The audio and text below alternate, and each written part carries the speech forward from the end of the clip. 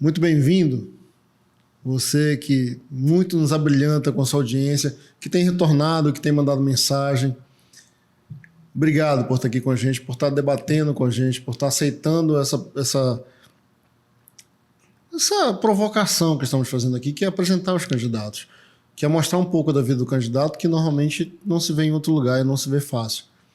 A gente normalmente conversa com os candidatos a deputado estadual e federal, mas já conseguimos trazer alguns candidatos ao governo e hoje não é diferente. Hoje nós vamos apresentar para vocês Paulo Roseira, candidato ao governo do estado pelo Agir. Obrigado, candidato, por aceitar esse convite. E já agradeço, porque fazer campanha no governo do estado, no Pará, um estado gigantesco, não é fácil. Então, dedicar um tempinho para vir conversar com a gente precisa agradecer de verdade. Obrigado. Boa tarde a todos. Nelson, primeiro eu quero agradecer, tá, essa iniciativa de dar possibilidade para pessoas como eu, que o nosso partido nem tempo de televisão tem. Se eu não me engano, são 4 segundos. Aí eu lembrei do Enéas, talvez eu seja o segundo Enéas com esses 4 segundos. Nós estamos brigando na justiça para conseguir esses 4 segundos. A gente pode tentar cronometrar, no final a gente cronometra. Dá para fazer o quê em 4 segundos? Olha, eu nem sei, eu não sei se dá para falar meu nome todo, nós estamos pensando em abreviar. Entendeu? Então é isso, essa desigualdade aí, a gente, na realidade, precisa de pessoas como vocês, de grupos, de jornalistas, preocupados em mostrar quem são os candidatos, porque eu digo sempre, meus amigos, essa é a hora de ter eco às nossas ideias. Então, se você, eleitor, tem alguma ideia legal, interessante, que vai melhorar o nosso estado, é só entrar lá no meu Instagram, dar um oi, tem um telefone e a gente está pronto para receber essa ideia. Como eu já falei na introdução e a gente já conversou antes, a ideia é te apresentar para o eleitorado e principalmente agora sabendo que você tem esses 4 segundos, a gente precisa tentar mudar essa roda, quebrar essa roda e o máximo quanto mais informação o eleitor tiver, melhor. Quem que é o Paulo Roseira? Paulo Roseira é uma pessoa comum, cidadão comum, trabalha desde os 10 anos, por opção. É muito engraçado esse meu trabalho. É que eu queria comprar uma bicicleta para mim e nós éramos 3 irmãos e meu pai determinava quem ia passear na bicicleta. Aí um dia eu me chateei, liguei para um tio meu, que era advogado. Tinha uma bicicleta só para os 3. Os 3. Que é advogado, e liguei para o tio, você não está precisando de um office boy aí, tio? Ele disse, cara, estou precisando falar com a tua mãe. Eu não, já falei com ela. Aí trabalhei lá, comprei minha primeira bicicleta. Cheguei em casa com a flanela, era uma Monarita usada. Foi que deu o dinheiro para comprar. Mas daí para frente eu percebi que a gente não tem que ficar na mão de ninguém. A gente tem que traçar o seu caminho. E eu estudei, me formei em engenharia civil na Federal, trabalhando. Eu sempre achei que eu podia estudar e trabalhar ao mesmo tempo. Isso é meu, eu sempre pensei assim e consegui fazer isso. Trabalhei só uma vez de carteira assinada e nesse meu trabalho eu nunca faltei um dia de trabalho. Aí eu digo, o que eu estou fazendo aqui? Eu vou ser empreendedor. E até hoje eu sou empresário, tenho uma empresa de construção civil e também sou lá do Clube de Engenharia, sou vice-presidente do Clube de Engenharia, licenciado. Tá? Então, essa trajetória me permitiu criar um pouco de experiência e contestar o que está acontecendo, principalmente na área de infraestrutura, entendeu? Com o nosso estado. E eu decidi sair dessa cadeira, de estar sentado ali naquela cadeira como espectador, né? Porque hoje o cidadão, essa geração nova, eles fazem passeata pelo WhatsApp, entendeu? Eles fazem protesto pelo Instagram, né? E às vezes a gente tem que ter esse embate físico. E eu estou aqui para ajudar, para colaborar, para enaltecer esse debate político. Tu falaste um pouco já aqui, mas a gente pode aprofundar, a ideia é aprofundar.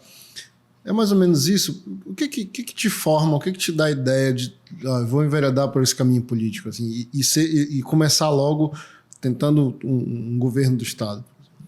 Bom, olha, Nelson, nunca me ocorreu na cabeça em pleitear um cargo político. O que aconteceu? Você sendo candidato ao governo, se qualquer ser comum, normal nessa terra, que pleitear um cargo, ele não vai conseguir entrar. As barreiras são muito grandes. Eu tenho uma expertise, eu consegui furar a bolha. Mas o que me atraiu foi essa possibilidade de eu estar aqui falando das minhas ideias, o que eu penso, isso que me atraiu. Como deputado, com certeza não teria esse espaço, né? Não teria tempo também no horário eleitoral e ninguém ia saber quem eu era. O que é que eu ia fazer? Pegar e ir nas comunidades, no corpo a corpo, uma mídia digital, mas não tem o eco que tem esse cargo majoritário.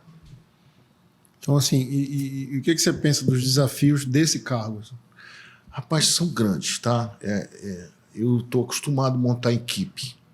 Então, equipe, para mim, você não é nada se você não tiver equipe. E a gente tem uma equipe lá no clube, que são 42 diretores. E a gente já vem fazendo um trabalho nessa questão da infraestrutura, a energia elétrica. Eu tenho um trabalho muito interessante na energia elétrica, nós temos lá. Nós criamos o Fórum Permanente de Energia. A gente vem discutindo há 2 anos só sobre energia. Se eu for te falar aqui depois sobre energia, você vai rir. Não, né? Pode falar. Posso falar? Pode então falar, vou falar deve um pouquinho. falar. Nelson, eu vou falar um pouquinho. Nós somos o maior produtor de energia no estado do Pará. Nós pagamos a maior conta do Brasil. E nós somos penalizados 2 vezes, Nelson. Eu vou te explicar, é muito fácil de entender. Eu peguei e estudei a conta de energia junto com nossos colegas engenheiros eletricistas, e é uma tese antiga minha. Eu digo, olha, o paraense ele paga dobrado. Por que ele paga dobrado? Porque a climatização ela representa na conta de energia mais de 70%. Quem hoje não precisa, num clima quente como o nosso, de ter um ar-condicionado, um ventilador virando 24 horas. Então, além da gente pagar a conta mais alta, você é obrigado a consumir mais. Entendeu? É por isso que o cara de cego, lá em São Paulo, eu pago 1/4, 1/5 do que eu pago de energia. Lá ainda é mais barata e lá você tem a questão da climatização. Então, para isso, eu tenho um projeto muito interessante. É uma taxa de compensação térmica, Nelson. A gente vai no Congresso, vai pleitear para a nossa região uma taxa em função desse consumo que nós somos obrigados a ter, que é a climatização. Por exemplo, aqui no teu estúdio está todo climatizado. Isso reflete no final da conta, né? Agora, a questão do ICMS parece piada. O ICMS é cobrado em cima do imposto. Tu tens a conta, tu tens os impostos federais, em vez do ICMS ser cobrado no consumo real, ele soma o consumo, o custo do quilowatt, mais os impostos federais e incide em cima de tudo. Entendeu? Então, é muita coisa que dá. O meu sonho é, se eleito for, eu vou fazer uma... Como é que a gente chama? Me faltou a palavra agora, eu vou fazer uma... Não é assembleia, eu vou fazer lá em Tucuruí. Eu vou chamar todo mundo de Tucuruí. Vamos para cima da... reunião na comunidade. Isso. Vamos para cima da hidrelétrica e vou chamar todos os envolvidos para explicar para a população de Tucuruí por que nós somos os maiores produtores de energia e a conta é daquele jeito. Se você está em Tucuruí falta energia quase todo dia. Agora, eu aprendi a falar a língua do povo. Não interessa eu falar de números, de subdivisões. E esses caras vão ter que explicar de forma clara por quê. Aí eu já sei onde vai chegar, nos nossos políticos. Manaus paga a energia mais barata que a gente. E Manaus não tem hidrelétrica. Entendeu? Essa bandeira vermelha é uma piada. A gente paga a bandeira vermelha aqui e está chovendo pra caramba aqui, o lago está cheio, está transbordando, as comportas estão abertas e nós estamos pagando essa bandeira vermelha, que é uma tarifa mais elevada. Então, isso tem que ser explicado. É muito fácil, né? Você criar fórmulas, você enfeitar e confundir a cabeça do eleitor, né? Isso aí é muito fácil. Chama-se, lembrei, Nelson, audiência pública. Audiência pública. Nós vamos fazer uma audiência pública em Tucuruí e em Altamira, com 1 mês de mandato. E lá eles vão ter que explicar para a gente por que o paraense paga essa conta. Agora, a gente está num momento que a gente vem questionando muito a classe política, o eleitor já vota meio que desacreditado, e aí não sabe se vai, se vem, confia em uns, desconfia de vários outros. E para piorar, ainda tem a legenda. Né? As várias legendas que tem no país. Então eu queria te perguntar, o que tu achas dessa quantidade? Primeira coisa, o que tu achas dessa quantidade de legendas? O Agir, que é o teu partido, não é um partido conhecido. Há quem diga, alguns candidatos já sentaram aqui e disseram, olha, mas a minha legenda não necessariamente reflete o que eu penso, e isso não faz diferença para o eleitor. Então, assim, também o que tu achas disso e por que escolher o Agir? Olha, Nelson, a primeira condição, isso foi conversado tudo em cima da hora. A primeira condição foi minha independência. E o presidente do partido, que é meu vice, que é o Murilo disse, olha, a Nacional liberou para você escolher com quem você vai ficar, com quem você vai apoiar, escolheu tudo isso. Então, eu tenho essa independência. Se não tivesse, não estaria aqui. Entendeu? Porque a pior coisa para um ser humano é eu engessar o cara. Entendeu? Olha, tu tem que fazer isso, tu tá engessado, aí eu saio fora na hora. Porque eu tenho que ter liberdade para pensar, para agir. Entendeu? E um partido pequenininho foi o único que me deu essa possibilidade. Ele permitiu que um cidadão comum, um pobre mortal, tivesse acesso. Porque, por exemplo, se você quiser sair candidato a governo do estado pelo MDB, você consegue? Lógico que não, né? É muito legal essa fala, inclusive. O que precisa um cidadão comum para ser candidato? Porque acha-se que, não, eu vou lá, quero ser candidato, ponto. Como é que... As pessoas acabam não tendo ideia da dificuldade que é, do processo que é. O que precisa? Assim, e fora a coragem de ir para um partido pequeno para disputar esses 4 segundos aí. Bom, Nelson, primeiro você falou tudo, precisa coragem. Tá? Se você não tiver coragem, por exemplo, eu já estou sendo pressionado. Não posso falar mais sobre isso, mas já estou sendo pressionado. Eu tenho até parentes no governo que já foram avisados. É interessante isso. Então você tem que ter coragem e você tem que mostrar o que você pensa, quem você é. E ter muita sorte de ser o momento certo, né? O partido ele ia lançar, aí depois resolveu não lançar. E em cima da hora eu fui contactado, né? Que eu conhecia já o presidente do partido. Esse Paulo, surgiu a oportunidade. Aí eu fiz as contas, eu tenho 63 anos, não sei nem se eu estou vivo daqui a 4 anos. Então eu vou fazer o que eu quero, sair da cadeira e falar, colocar minhas ideias. Eu tenho muitas ideias. Eu tenho o Instagram, que eu falei aqui agora há pouco, que é muito interessante, o Instagram pessoal meu, quem quiser me conhecer, tudo tem solução. É o nome do Instagram. Então lá eu só não dou solução para a morte. O resto tudo tem solução. E lá está escrito assim, às vezes a solução é mais simples do que a gente imagina. Entendeu? Então eu tenho o dom de simplificar as coisas. Isso nasceu comigo. E eu dou soluções que ninguém enxerga, porque às vezes você vê tanta complexidade e a solução é bem simplesinha. É bem simples. Então eu sou totalmente contra, inclusive, do número de parlamentares, viu, Nelson? Além da quantidade de legenda... Tem que reduzir bastante isso, até para você poder acompanhar. E o tempo tinha que ser igual, né? Principalmente os majoritários, né? Por que um tem 2 minutos, 1 minuto e um não tem nada, se os cargos são os mesmos?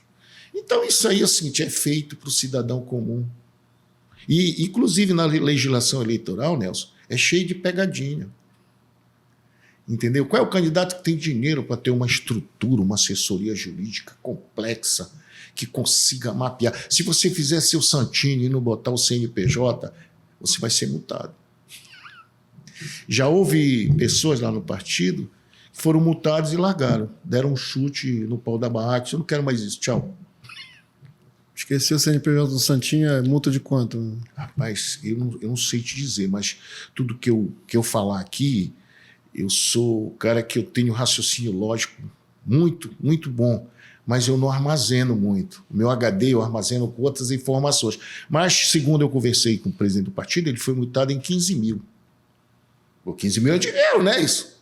Então, o cara nunca mais quer saber disso. Agora, você imagina, olha só quantas contas eu tive que abrir no Banco do Brasil. Graças a Deus, a gente conhece algumas pessoas, né? E eu fui muito bem atendido pelo gerente lá da agência Canudos, o Gessé, e são 3 contas. Para mim entender as 3 contas, eu tive que ir lá 3 vezes no banco. E tem um candidato do nosso partido, e já foi 10. Porque, olha, se cair uma conta nessa conta errada, tu corre o risco de perder a tua eleição. Tu corre o risco de ser multado. Então, é um negócio assim, macabro, sem pé na cabeça. Então, para mim, eu estou aprendendo, entendeu? Eu estou pagando para aprender, mas eu vou sair bem melhor do que eu entrei. Porque se eu tinha minhas dúvidas quanto ao sistema, eu vou sair com certeza disso. Tu falaste um pouco da tua experiência, da tua formação, e aí infraestrutura, então, é a principal bandeira do teu governo? Sim, sem dúvida, infraestrutura. Nós temos aqui as rodovias, nós temos ferrovias, nós temos hidrovias. Tem um estudo lá com a gente, do Pedral do Lourenço, lá provando que ele é viável, entendeu? E nós estamos próximo aqui de Miami, né? O Pará é um estado de transição. Você está no Amazonas, em Manaus, para pegar a terra, você tem que passar por dentro do Pará. É o caminho mais curto. Então, o Pará ele sai da água para a terra. Entendeu? Então, nós temos a questão aí do Marajó. Uma vergonha o nosso Marajó abandonado. Né? Eu tenho, assim, uma simpatia pelo Marajó fantástico. E o Marajó, existe um projeto de uma ponte que sai de Belém, Ponta de Pedras, vai até o Amapá. Se a gente consegue fazer isso, nós temos o município com o menor IDH do Brasil, que era Melgaço, e ninguém fez nada. Os políticos só aparecem de 4 em 4 anos prometendo. E o Marajó está aí, está largado, tem um roubo de gado. Olha, eu conheci uma plantação, tive a oportunidade de sobrevoar essa plantação de arroz, Cachoeira do Arari. Eu nunca vi uma drenagem tão bem feita na minha vida. Entendeu? Então, o Marajó, ele é agricultável. O Marajó é fantástico. Nós temos uma incidência de vento na costa do Marajó, energia eólica e vento contínuo. Entendeu? Então, tem muito a ser explorado. Tem muito a ser explorado. Agora, isso depende do governante. O que eu aprendi na minha vida, Nelson? Não adianta o cara ser formado em Harvard se ele é mal intencionado. Tocaste num assunto que é importante e é um debate que a gente já precisa estar fazendo há muito tempo, que é essa troca dessa matriz energética, que é continuar insistindo em hidro, e sabendo que isso gera problema, danos absurdos ao meio ambiente, às comunidades das ribeirinhas.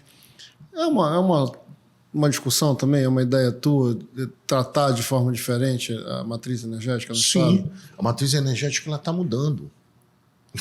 Não tem como, tem um carro elétrico aí, tem um carro de hidrogênio e tem as placas solares, energia solar, tem as fazendas solares, como eu falei agora há pouco, a energia eólica. Então, isso tudo tem que ser explorado. E na nossa região tem sol o dia todo. Tem sol o dia todo. Entendeu? Isso está muito mal explorado. Agora, o que a gente tem que fazer? É um princípio básico, eu tenho que incentivar essas iniciativas. Não adianta só eu taxar.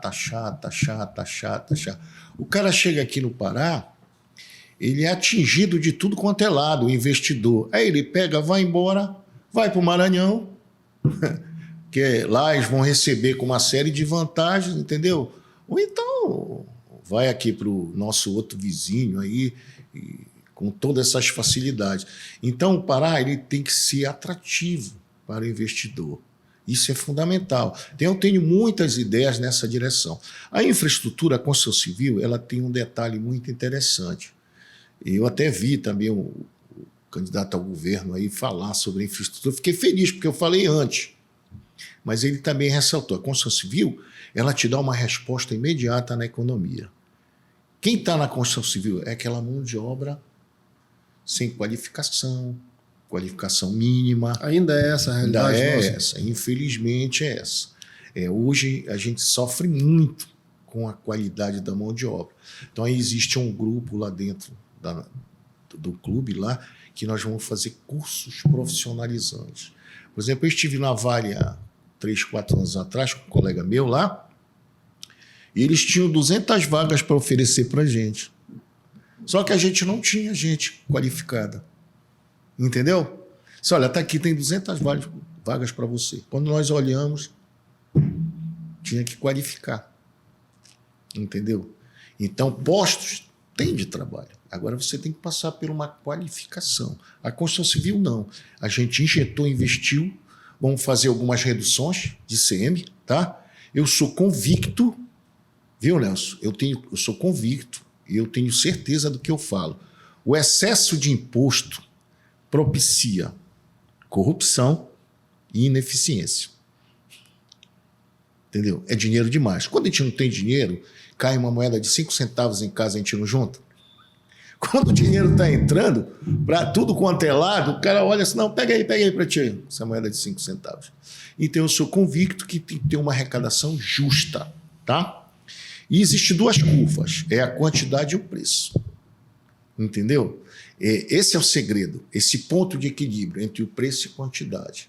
Então, quem garante que a gente não cobra imposto demais? E que se a gente baixar um imposto, eu aumento a curva de consumo.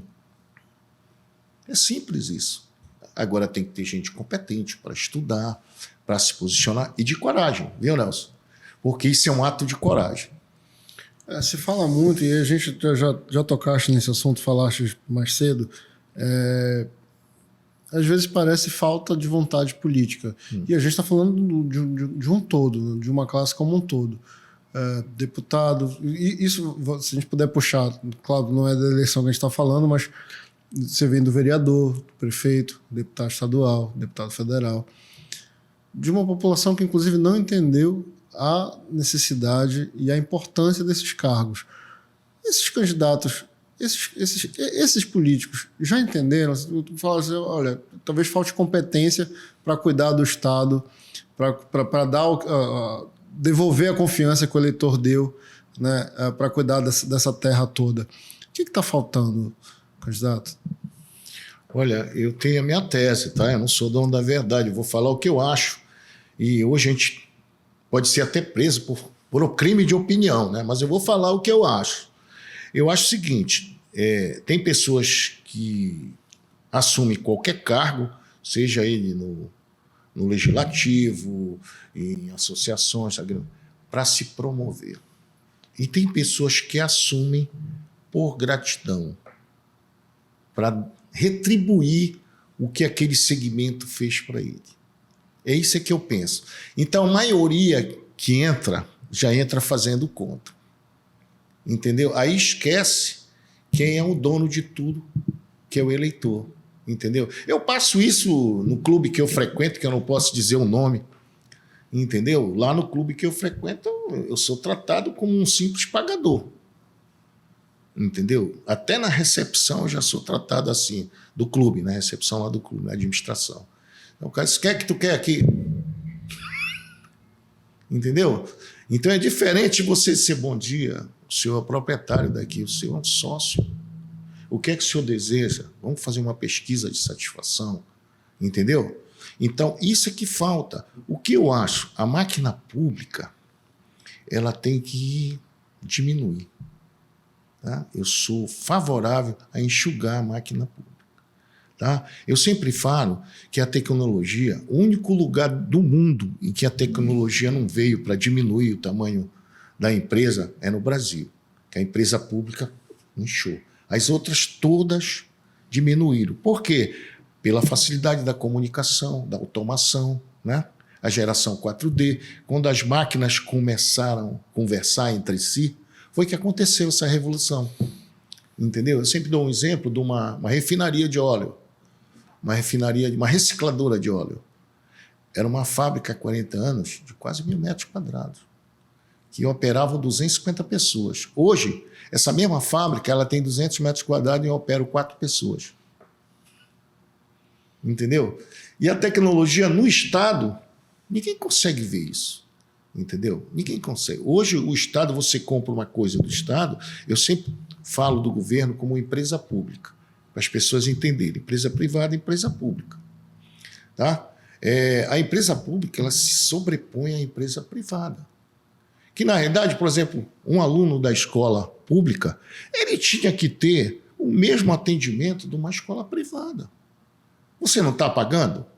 Então, no Brasil, convencionou-se que tudo do governo não presta. O próprio povo aceitou essa tese, entendeu?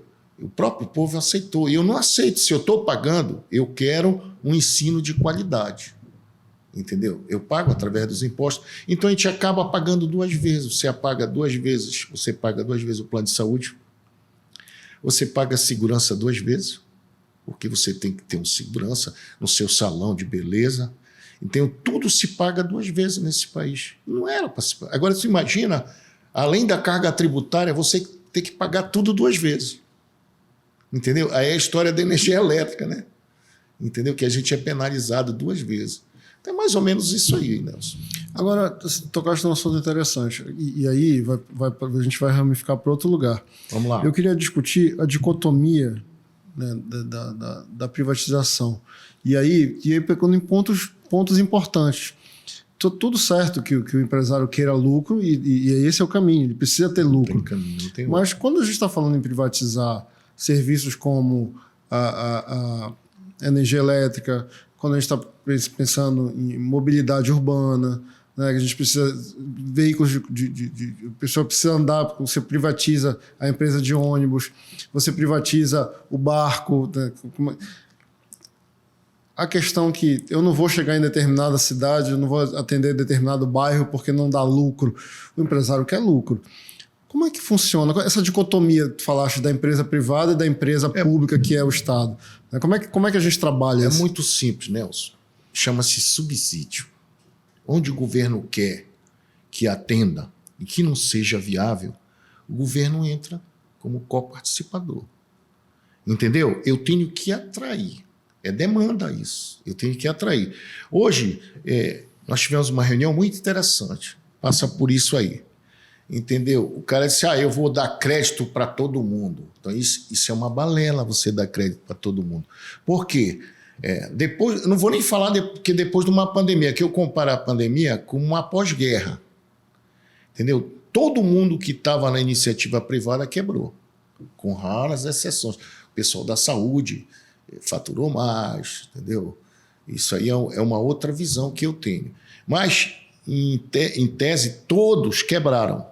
Tá bom. Como eu vou ter o acesso ao crédito se eu tenho meu IPTU negativado?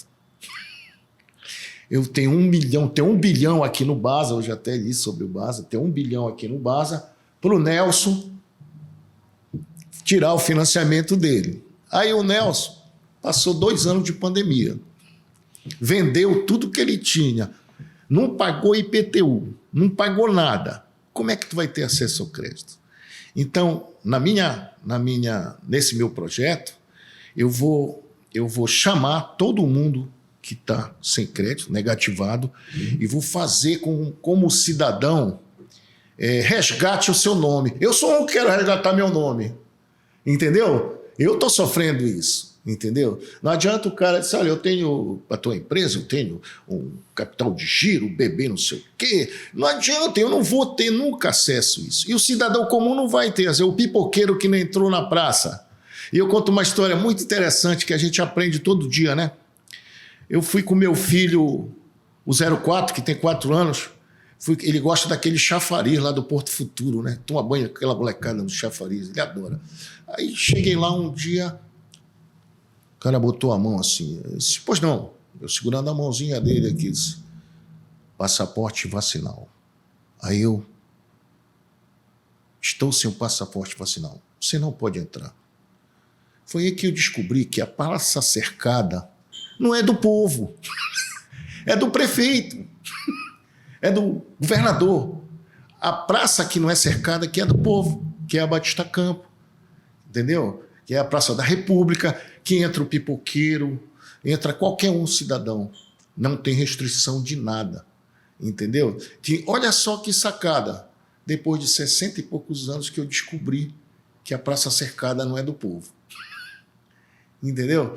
Então a gente aprende todo dia e luta contra isso. É a liberdade, entendeu? Você tem que ter liberdade de empreender, entendeu? Você tem liberdade de escolher. Hoje tu vais abrir uma empresa, tu vais, é tanto documento, é tanta gente que tu tem que pendurar na tua jugular que o cara desiste. O cara desiste. E a gente tem projetos também nessa área, desburocratização, redução. Eu tenho que facilitar, porque o que acontece? O emprego está migrando para o pequeno e médio empreendedor, microempreendedor. Então eu preciso preparar esse cidadão para produzir, entendeu? Para produzir. Isso que eu preciso. Agora, como eu vou ter acesso a crédito se meu nome está negativado? Então a gente tem que chamar todo mundo. E olha, o que é que você precisa para ter acesso ao crédito? Eu tenho uma dívida assim. Vamos subsidiar, vamos negociar, vamos fazer isso, vamos facilitar. Porque o cara com crédito, ele vai para frente. Agora, sem crédito, não tem como. Como é que eu vou dar crédito para o cara negativado? Parece piada isso, né? Eu lembro um detalhe muito interessante para te ver o que é banco.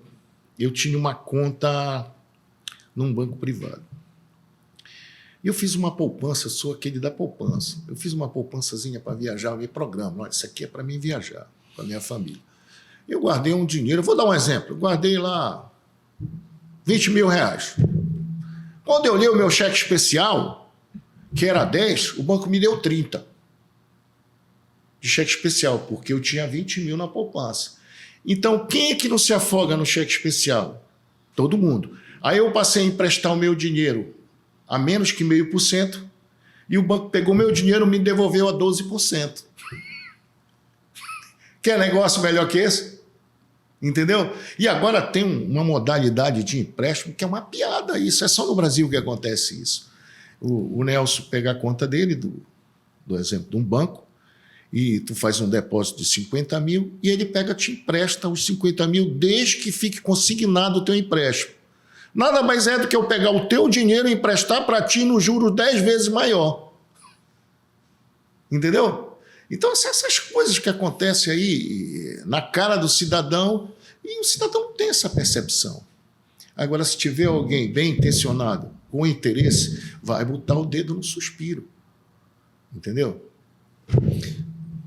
Isso tudo perpassa para uma coisa básica que a gente vem discutindo há décadas, que é educação.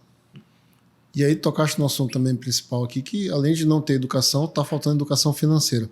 Como é que tu enxergas esse problema ou a solução desse problema? Bom, o problema da educação, todos nós já discutimos, já sabemos. O que é que a gente tem que fazer? É implementar novas coisas. Então, sou adepto da disciplina. Eu sou adepto da disciplina. Então, eu tenho um projeto muito interessante em colocar as artes marciais nos colégios, no primário e no secundário. Eu vim do boxe e migrei para o jiu-jitsu, entendeu? Mas meus filhos são karateca, do Matida lá. Então, lá eles pregam uma filosofia, há uma preparação espiritual. Ninguém briga, ninguém faz confusão. O jiu-jitsu foi marginalizado porque um tempo o jiu-jitsu não tinha esse compromisso. Então, o que acontece? Quando eu imponho disciplina, segurança, você tem outra visão. Entendeu? E o Pará é o maior celeiro de lutador do Brasil. Entendeu? Se você pegar a história do Pará, sempre está vinculado à luta, à guerra, entendeu? É muito interessante. Então, essa é uma das ideias. Agora eu tenho também que preparar o professor e acompanhar o aluno. Tá? essa educação financeira, para tu ter ideia, todos os meus filhos, quando faziam 14 anos, eu abri uma conta no banco para eles. E aí eu dizia, olha, tu vai pagar o Colégio Nazaré, tu vai pagar o Karatê, tu vai pagar isso, tu vai pagar a academia, e no final do mês tu presta conta no Excel. Eu tenho foto dele no Excel. Aí ele vai saber o que é uma taxa bancária, entendeu? Ele vai saber o que é um IOF, entendeu? Vai saber tudo, é uma educação financeira. Entendeu? E hoje, com a ferramenta Excel, você pega o extrato, joga para o Excel, você faz tudo o que você quiser. Então, o que é importante? Você passar isso para o aluno. Hoje aconteceu um negócio muito legal que eu queria ter vontade de falar. Posso falar? Pode. Então, eu queria agradecer, Nelson, que eu estou muito à vontade contigo. Aí parece que a gente já conversa há bastante tempo. Isso é muito bom. Então, eu vou te falar, né? A gente estava sentado numa reunião, tem um cidadão lá, muito bacana, que eu conheci, que ele é artesão. Ele faz aquela arte marajoara, lá no Paracuri, famoso Paracuri. E eles estavam falando, disse, olha, tinha um outro lá, ex-militar, lá um combatente, dizendo, olha, eu tenho 51 anos, eu não consigo mais me empregar. Por que não tem um programa, tá, onde você vai inserir esse cidadão de 45 a 60, 70 no mercado de trabalho? Olha só que sacada. Porque ele sente a dificuldade, né? Você, quando é jovem, não tem experiência, né? Tem aquele ponto. Não tem experiência e é velho demais. Então, eu tenho que trabalhar quem está entrando no mercado de trabalho, qualificando, fazendo isso, pegando ele na escola. Eu nunca mais ouvi falar, né? Em teste vocacional ainda tem isso. Não, acho que meus filhos ainda estão fazendo. Eu fiz, cheguei a fazer ainda. Pois é, no meu tempo tinha teste vocacional no colégio, você fazia, desenhava, fazia umas perguntas, e as pessoas encaminhavam você, né? Eu não sei agora se ainda tem.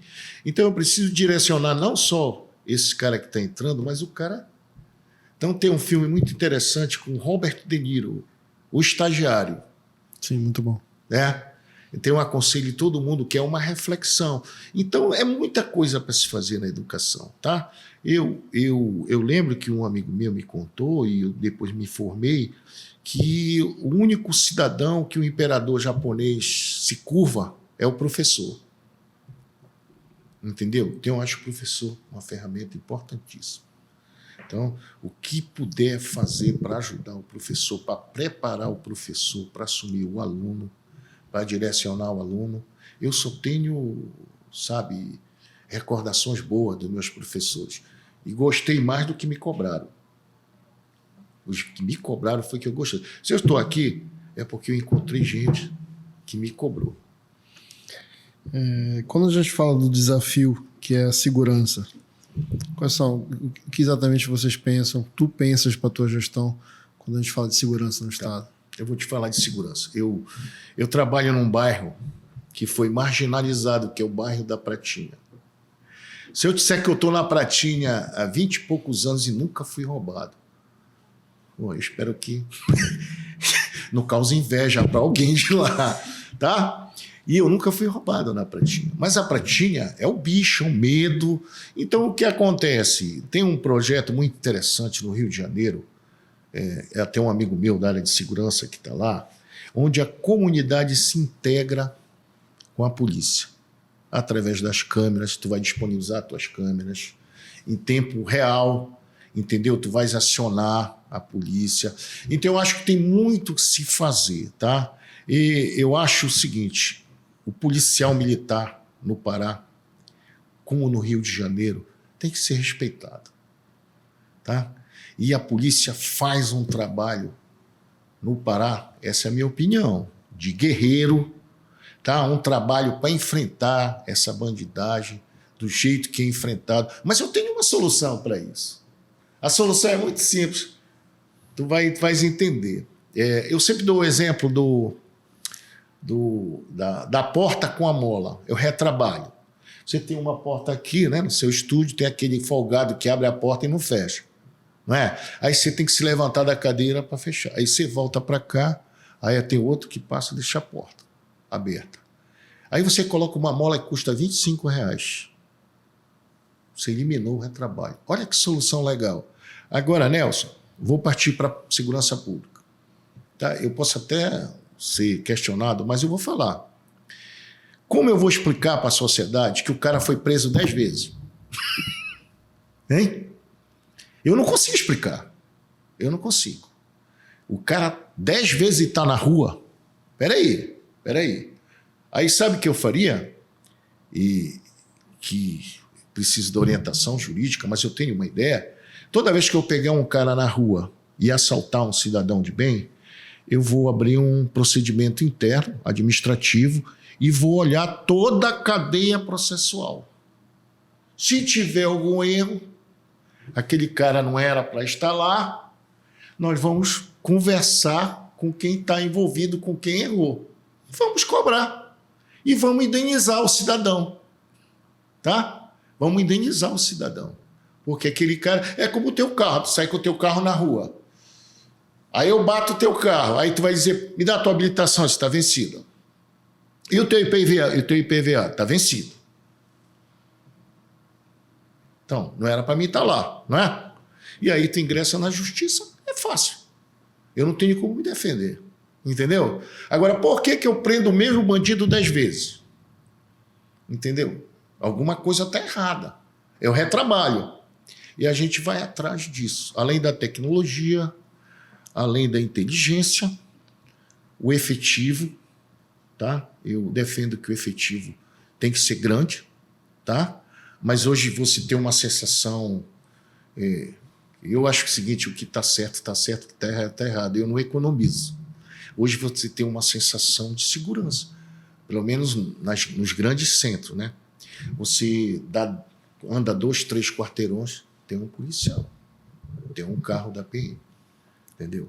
É diferente no Rio de Janeiro. No Rio de Janeiro, o cara vai te atacar com fuzil, que é arma de guerra. Aí arma de guerra, meu amigo, não tem. Aqui não, graças a Deus aí o pessoal paraense já tem uma arma menorzinha, entendeu? É um 38, é uma .40, entendeu? É um negócio mais light, dá para conversar. Então, essas medidas, elas têm um efeito espetacular. Isso é experiência de vida minha, entendeu? Você pega esse processo, quem é esse cara aí? Por que ele está na rua? Abre o processo dele aí, bora ver. O indulto dele, o cara ficou com pena dele, não era para ele ter saído, mas ele saiu. Quem fez isso? Chama o cara aqui. Tu não poderias fazer isso. Entendeu? Rua. Ou pune, entendeu? Aí quando o cara tiver uma cobrança dessa, ele vai pensar 10 vezes antes de dar a canetada, né? Olha, vê se está tudo direitinho aí. Entendeu? Porque eu já vi o cara ser preso, 1 hora depois ele sai rindo da tua cara. E vai roubar de novo. E rezar para não matar. Entendeu? Rezar para não matar. Aí, Paulo, são as leis que são frouxas. Então, bora mexer nas leis. O que a gente não pode é ficar olhando. Pegar o policial, expor o cidadão de bem, entendeu? Pelo um cara que era para estar preso. Pô, esse cara não era para estar aqui. O que esse cara está fazendo aqui? Entendeu? Quem foi o responsável? Tem que responsabilizar. O que acontece? Esse corporativismo na empresa pública é muito complicado. Entendeu? Ninguém assume a responsabilidade. O que falta é a sociedade cobrar. Quando a sociedade começa a cobrar, é que o cara... Não, peraí, não vai colar, os caras vão cobrar, os caras vão abrir o bocão, vão para a internet, vão lá para o pode parar, né? Entendeu? Vão lá e... Não, vou falar com o Nelson vai abrir o bocão. Aí o cara pensa no freio, entendeu? Agora, enquanto houver esse corporativismo, não faz isso, não pode isso, não faz isso, a legislação, aí o culpa o judiciário, aí o judiciário não, é o legislativo. O povo não quer saber disso. O povo não quer explicação, entendeu? Eu podia estar falando só em números técnicos aqui, mas eu ia falar só para ti, Nelson. Não interessa, eu tenho que falar para as pessoas entenderem. A gente tem que ser prático, entendeu? Então eu tenho algumas máximas muito interessantes que colocam isso de uma forma clara. Então na segurança tem muita coisa, uma delas essa aí é fatal. Mas eu preciso retomar uma questão que a gente está falando de educação, a gente já falou de educação, a gente está falando de segurança, e aí juntando os dois assuntos que a gente precisa tocar, quando aumenta a desigualdade social, sim, a gente também aumenta a criminalidade. Então, assim, A gente precisa combater essa questão assim, de forma muito clara, e a população precisa entender também, porque de fato a gente está chegando aí na fronteira de 33 milhões de pessoas passando fome, e é uma coisa complicada que a gente precisa repensar como político, como cidadão, já que a gente não fazer parte do problema, fazer parte da solução. Tem um pouco também de se pensar em como... Porque daqui a pouco a discussão está 50-50. 50% de policial, 50% de civil, e a gente não vai resolver o problema. É verdade. Aí é o acompanhamento. Primeiro, eu tenho que dar condições para o cidadão trabalhar, para o cidadão ter acesso a tudo. Tá? Se eu conseguir alimentar o cidadão desde o início, né? Se eu conseguir que ele ingresse numa escola, se eu conseguir um trabalho para ele, eu diminuo essa desigualdade social, entendeu? E se eu privilegiar e premiar o cara que fez tudo isso. O que eu não posso fazer é o seguinte, o cara, auxílio reclusão. O trabalhador se sente ofendido. Mas também porque não sabe o que é o auxílio reclusão. Sim, mas ele se sente ofendido. Pô, eu trabalho. Aí vem um cara e diz que aquilo é trabalho também. Que não é para todo mundo que está preso. Pois é. Precisa deixar claro. Até porque que não tem é um dinheiro. Prêmio para quem está preso. Sim, não, até porque não tem dinheiro, né? Então, essas coisas. Então a gente precisa botar claro isso. Né? Eu estava numa outra entrevista, o cara está falando da repressão, porque tinha que reprimir. Eu digo, olha, a repressão ela tem que ter, mas ela tem que ter a premiação. Para o cara que faz tudo direito, ele tem que ser premiado. E o cara que faz tudo errado, ele tem que ser reprimido. Mas são duas direções. Eu não posso trabalhar só com uma direção. Entendeu? Então, essa desigualdade, ela passa por aí. Isso sempre vai haver. O que a gente tem que reduzir o máximo possível com políticas públicas e chamando a iniciativa privada para participar. Hoje, qualquer empresário, a primeira coisa que ele se lembra do empresário são nas campanhas. Olha, tem um fulano de tal, está precisando de dinheiro, aí todo mundo lembra dos empresários. Entendeu? Só que o empresário também, ele quer ter segurança jurídica, ele quer saber o que ele vai ajudar e o retorno. Entendeu? Eu tenho muitas ideias nessa área, entendeu? Por exemplo, eu acho, o Criança Esperança. Poxa, legal. Mas o que se faz com o dinheiro que é arrecada aqui no Pará? Ele volta para o Pará?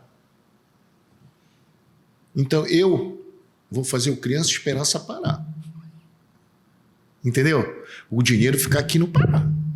Por exemplo, lá em Paraupebas, a Vale derrama lá em torno de 50 milhões de salário. E com a tua experiência, tu acha que fica o dinheiro lá em Paraupeba todo? A maioria mora fora. O que é que vai ficar dos 50 milhões lá? 10%, 15%, 20%? É o hotel, é a comida, entendeu? Mas ele vai levar embora. Aqui a gente tem que desenvolver políticas assim. Vem uma empresa de fora, ganhou uma licitação aqui, peraí. Olha, 30% tu tem que terceirizar com as empresas daqui. Alimentação, aí tu vai elencando, entendeu? O que acontece? O cara chega aqui, pega o nosso dinheiro e leva embora daqui. E a gente fica vendo navios. Então, tem muitas formas de se fomentar isso para que o dinheiro fique aqui, entendeu? E a construção civil, como eu disse para ti, a construção civil, ela dá uma resposta imediata, entendeu? Ela dá o que a gente tem que tirar é o jovem da delinquência, tá? Eu, quando comecei a minha vida, eu fui treinar boxe. Boxe não tinha filosofia. Era só delinquente. Aí me pegaram, me quebraram, porque eu era o filhinho de papai, que estava lá, entendeu? Hoje nós temos o Ulisses Pereira, que é um cara fantástico, que mexeu na filosofia do boxe, entendeu? Hoje tem uma disciplina, ele pega... Mas aquele cara, na minha época, era o cara que ia sair dali para delinquência, entendeu? Ali era o ponto para pegar ele, para não deixar ele sair, entendeu? Então o esporte é outra forma de inclusão. Entendeu? Eu acredito, eu pratiquei esporte a minha vida toda, entendeu? Eu tenho 63 anos, eu tenho até medo de falar, não tenho nada, nem pressão alta, entendeu? Mas isso eu devo a minha disciplina ao esporte. Então o esporte é uma forma de incluir, existem várias formas. O esporte você é obrigado a se alimentar, você é obrigado a acordar cedo, entendeu? E eu, quando era novo, eu sempre gostei da noite, eu sou um cara comum, mas eu era um cara diferenciado, porque eu ia para a noite e não bebia. Então, o cara que está na noite e não bebe, ele vê tudo que acontece na noite. É que nem o garçom. Entendeu? Então, eu vi muita coisa assim. Entendeu? Nessa direção. Muita coisa nessa direção. Então, mas quando dava o meu horário, Nelson, amanhã eu tenho que trabalhar sábado de manhã. Pessoal, permissão para ir embora. Pô, até doido, bora ficar até 5 da manhã. Eu disse, não posso, eu tenho que trabalhar. Eu tenho um compromisso. Quando o cara não tem compromisso, o cara vira à noite, vai para casa dormir, vira de novo, vira de novo, vira de novo. Entendeu? Aí, isso é a disciplina, entendeu? É a responsabilidade. Você encontra, né, o sujeito para dividir trabalho. Responsabilidade, Nelson, é muito difícil. Você tem que tratar as pessoas a escolher a dedo, dividir a responsabilidade. Trabalho até que você consegue, mas a responsabilidade é muito difícil. Então, a gente precisa incluir todos esses caras no mercado de trabalho, fazer aquela época minha, né, que era o teste vocacional, e direcionar essas pessoas, entendeu? Uma boa alimentação. Eu sou favorável, inclusive, que a merenda escolar seja servida no colégio, mas no período alimentação escolar, no período de férias, mas no colégio, entendeu? Porque o cara vai lá no colégio, tem outras atividades, entendeu? Você fica sempre fazer uma escola contínua. Sim, contínua, entendeu? Porque o cara vai no colégio, se ele tiver alguma atividade, alguma diversão, algum esporte, ele fica lá e ele se alimenta direito. Entendeu? Não é apagar, não tem mais isso, só aparece daqui a um mês e meio, entendeu? É isso. Então tem inúmeras formas de a gente atrair isso. Outro ponto importante nessa questão de desigualdades é falar da saúde. O que tu pensas sobre Saúde, eu vou te contar uma história muito interessante. Como eu sou um cara da área de exatas, eu fiz muitos hospitais, tá? Amigos meus, hospitais públicos também fiz. Mas eu vim acompanhando e fui casado, minha ex-mulher é médica. Eu conheço um pouquinho dessa história.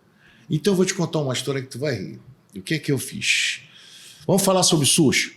Tu vai rir.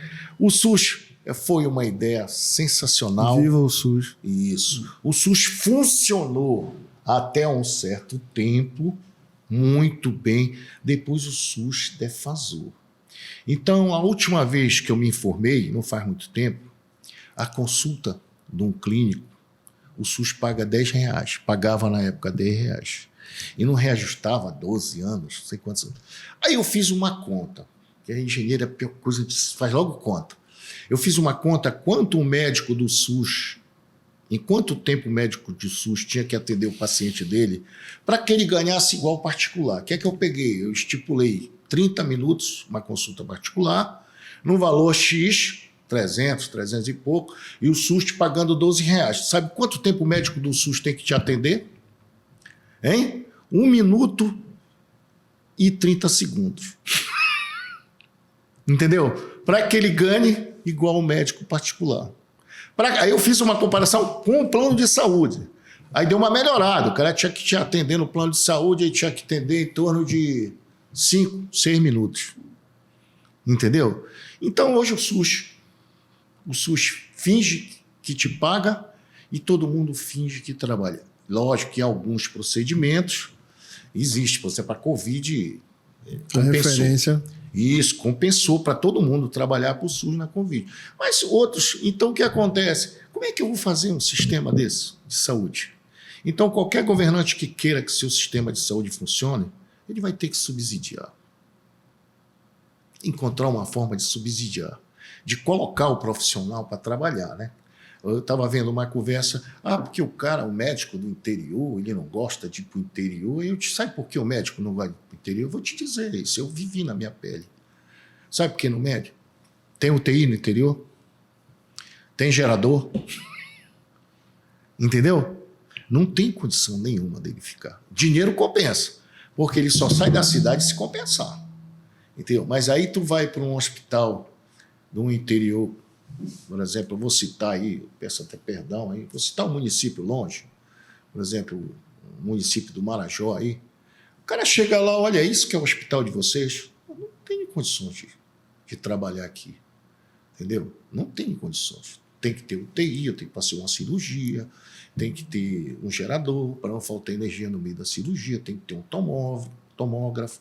Tu vais pegar, eu participei de um colega meu, e nós montamos lá um tomógrafo para ele, um equipamento de hidrodinâmica para cirurgia. Ele passou 3 anos para regularizar o equipamento.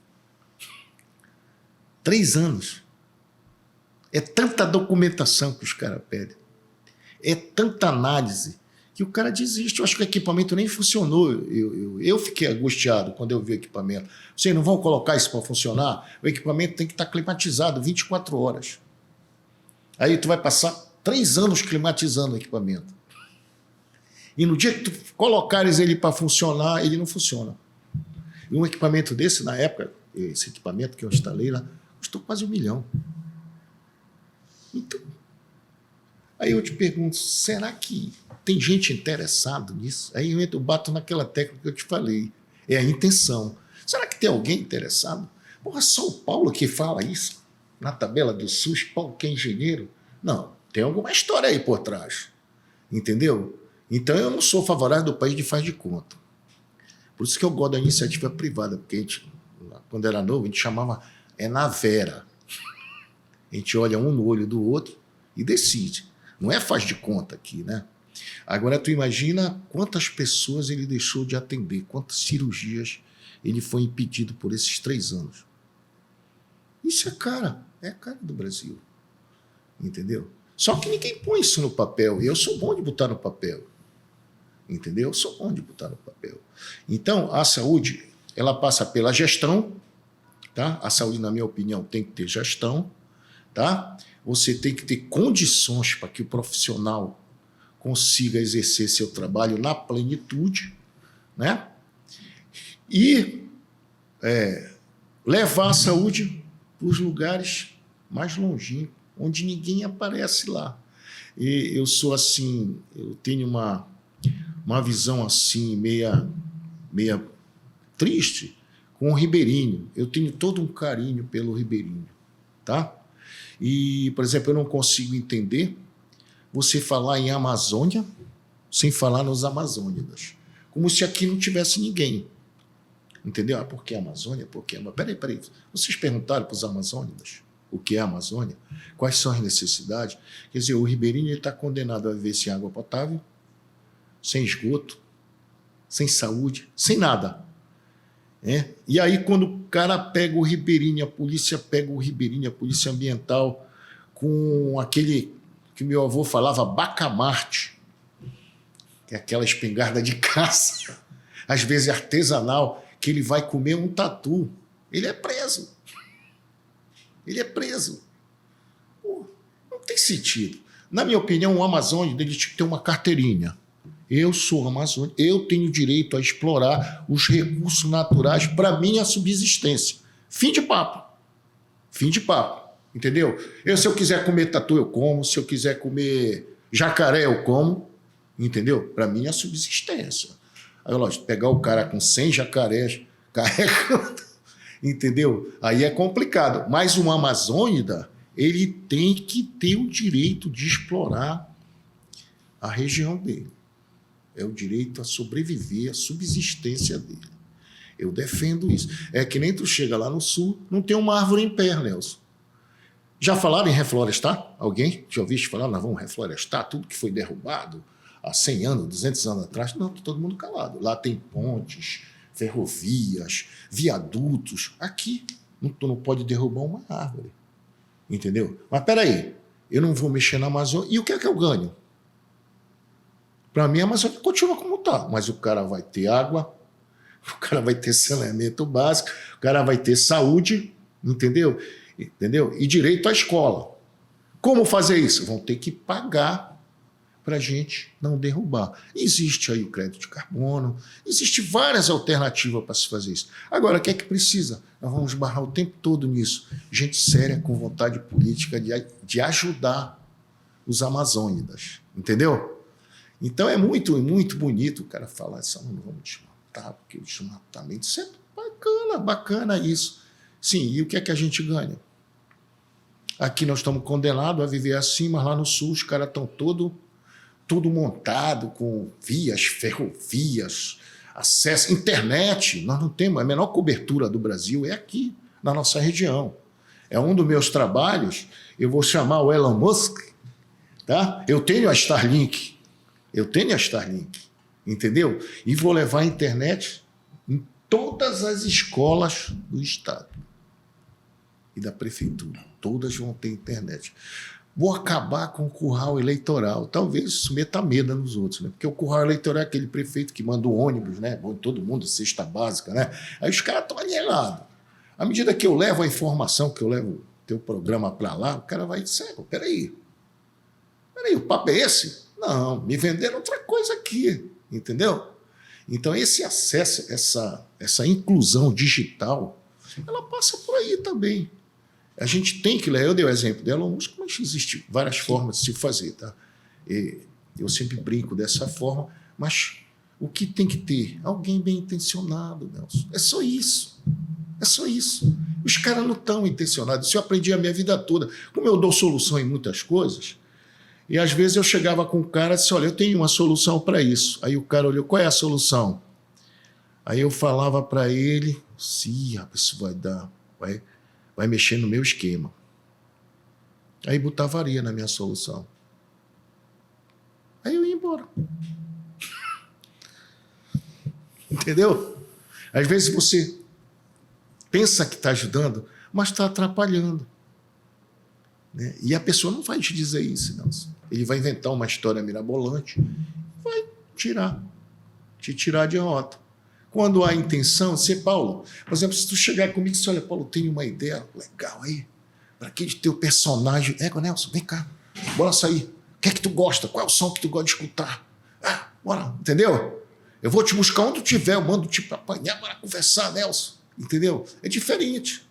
Entendeu? É diferente. Eu mando buscar o cara lá. Se tem um cara querendo ajudar, quando o cara chega lá na minha empresa, é muito engraçado. Eu tenho uma máxima que tu pode levar pro resto da vida, Nelson. O cara disse, Nelson, trouxe um negócio para ti espetacular. Sabe o que eu digo, cara?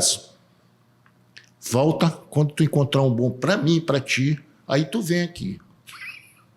Só para mim eu não quero. Aí eu já cortei e aparei o cara. Entendeu? Então não existe negócio bom só para um cara, né? E tem que ser bom para os dois, não é isso? Então eu tenho umas máximas na minha vida muito interessante que a gente aplica e você acaba cercando, criando um escudo para esse tipo de situação, entendeu? E é isso aí, Nelson. Isso aí que eu penso aí é um assunto muito grande. A gente vai passar 3, 4 horas falando disso, mas a gente tem que ser objetivo para as pessoas entenderem como é simples.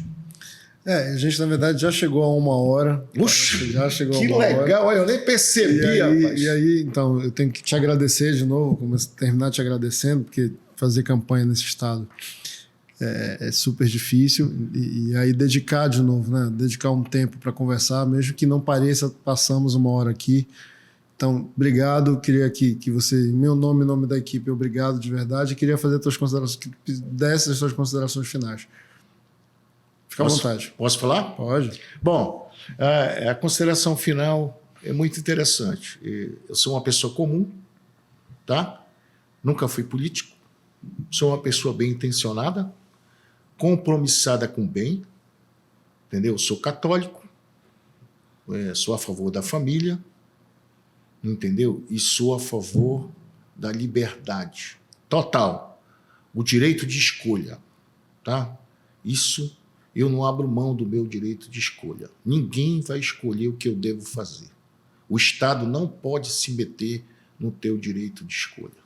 Se o Estado tentar se meter no meu direito de escolha, ele ganha um inimigo.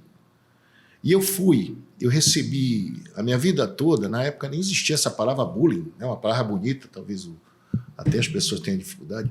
Eu fui reprimido muitos anos na minha vida porque eu não tinha medo e não era burro.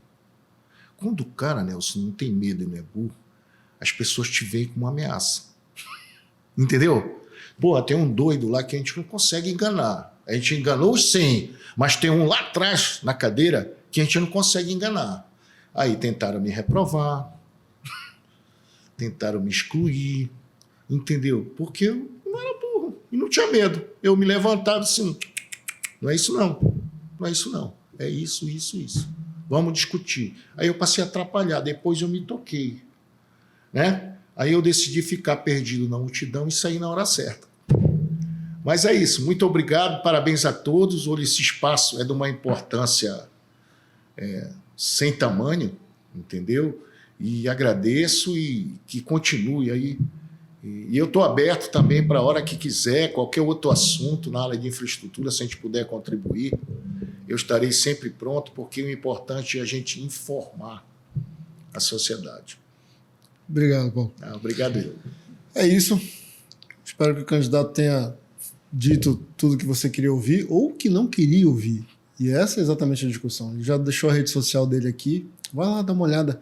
Vê se o discurso tem a ver com a prática. Tem a ver? Ganhou teu voto? Indica esse conteúdo. Não tem a ver? Não ganhou teu voto? Mostra também.